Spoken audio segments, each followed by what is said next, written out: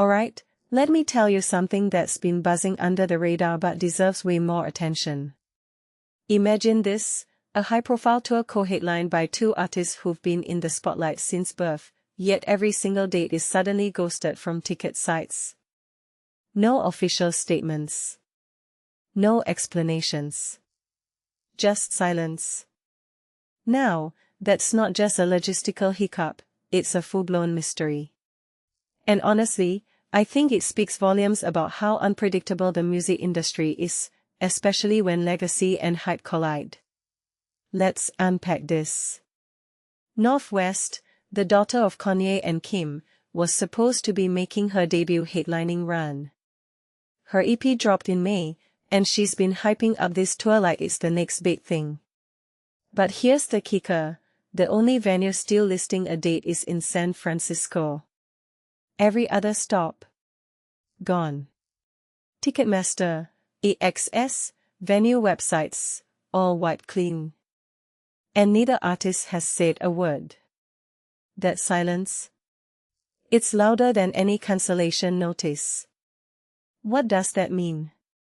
Well, personally, I think it's a sign that something's off. Maybe the tour wasn't fully booked, or maybe there's a bigger story here about how these artists are being managed, or not managed, by their teams. Now, let's talk about Molly Santana. She's got a 2025 album out called Molly and Her Week of Wonders, which is already a bit of a time travel paradox if you're trying to promote it in 2023. But here's what's fascinating, she's been dropping tracks on her own, like that Drake collab Ran to Atlanta.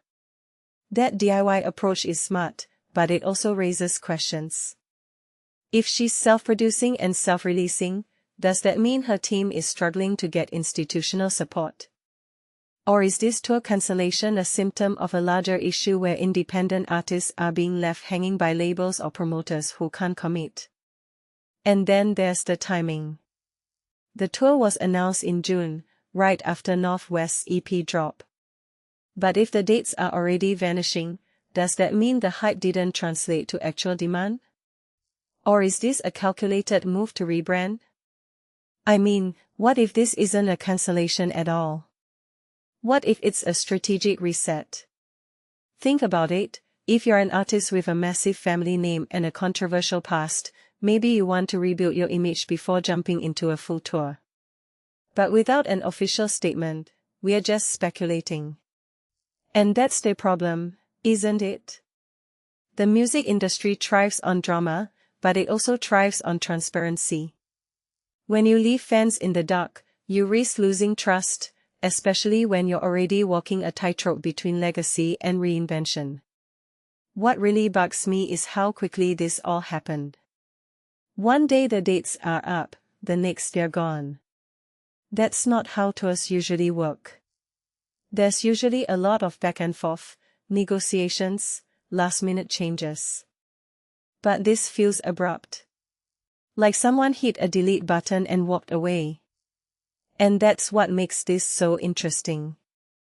It's not just about a tour falling apart, it's about the power dynamics in the industry. Who's pulling the strings here? Is it the artists, the promoters, or maybe even the labels? And more importantly, what does this say about the future of touring in an era where social media hype can make or break a career overnight? Because if this tour is a ghost, it might not be the end of the road for these artists. It might just be the beginning of a new chapter, one where they have to prove they can survive without the safety net of a family name or a label's backing. So, here's the thing, I'm not saying this is a disaster. I'm saying it's a case study in how fragile the music industry can be. And if you take a step back and think about it, this isn't just about North West or Molly Santana. It's about every artist out there trying to navigate a system that's constantly shifting under their feet. The real question is, what happens next? Do they pivot, rebrand, or just disappear into the noise? Or is this the first domino in a much bigger shakeup? Either way, one thing's clear, the music world is watching, and it's waiting to see how this story unfolds.